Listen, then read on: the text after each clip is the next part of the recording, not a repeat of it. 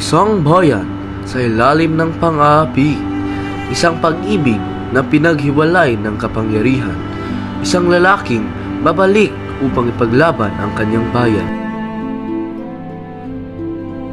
Panginoon, ilayo niyo po kami sa kapahamakan.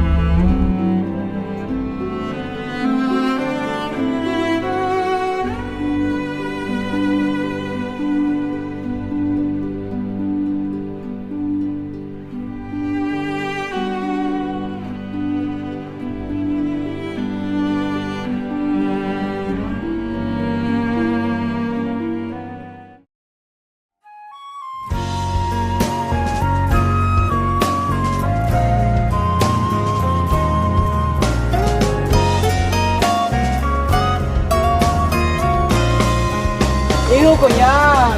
Galing Europa.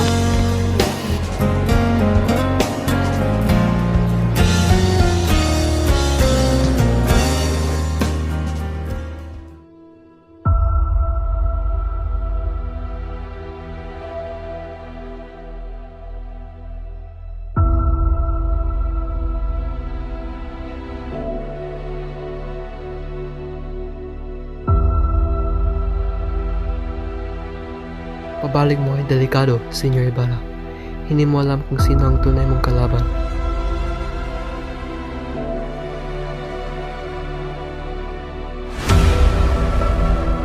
Bantayan siya.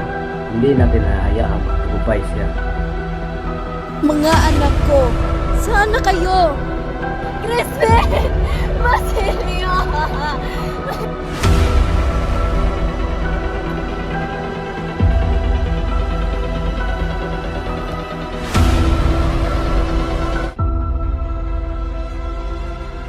Ang kinabukasan natin ay hindi dapat nakatali sa takot. Tunay na kalayaan ay hindi ibinibigay. Ipinaglalaban ito. Patawad, Ibarra. Ako'y bihag ng paniniwala.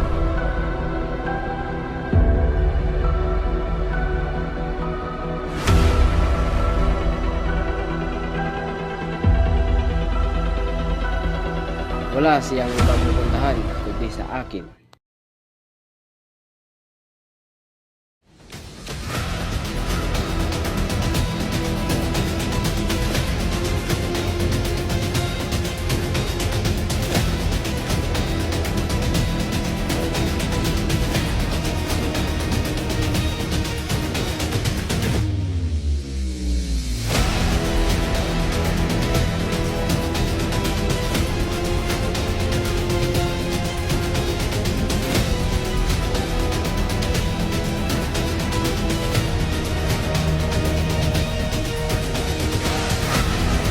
Mga anak ko, saan na kayo? Hindi ko kayo iiwan, kahit sa kamatayan. Inay! Inay! Inay, gumising ka! Inay! Wala ng oras. Kumilos na tayo habang may natitira pang pag-asa.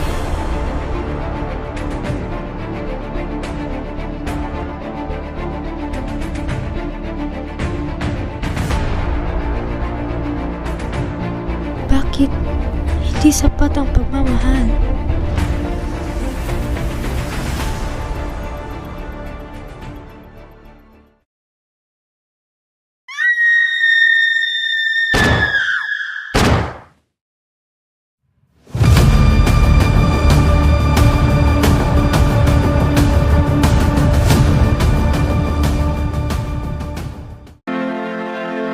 Sa isang bayang binulag ng relihiyon, sino ang tunay na makapagliligtas?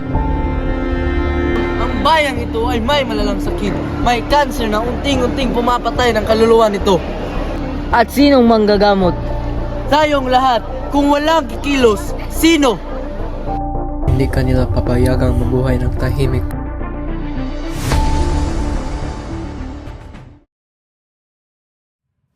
Hindi natin pwede buksan ang isipan ng mga tao.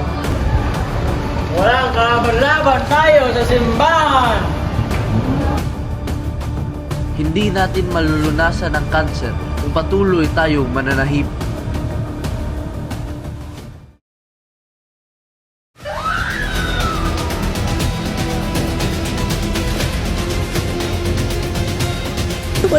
akong kasalanan.